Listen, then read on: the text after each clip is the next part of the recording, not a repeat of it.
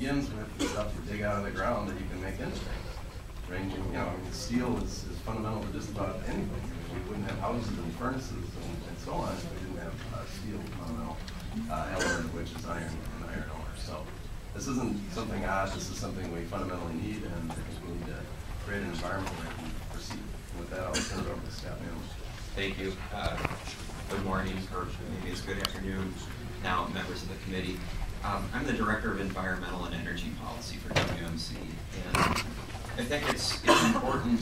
What I want to do for you is talk a little bit about the environmental aspects of this legislation, because there's a lot of misinformation floating around, and we've heard a lot of that misinformation already today in this hearing. And I think it's important for you as committee members, as you're considering this legislation and whether or not it should be supported, for you to have an accurate picture of what this bill does environmentally.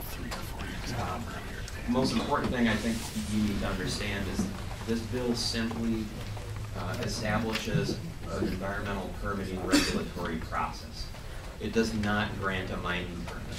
There is no guarantee that the DNR, the EPA, or the U.S. Army Corps of Engineers will approve any of the permits that are necessary to do iron mining in Wisconsin, including the mining permit itself.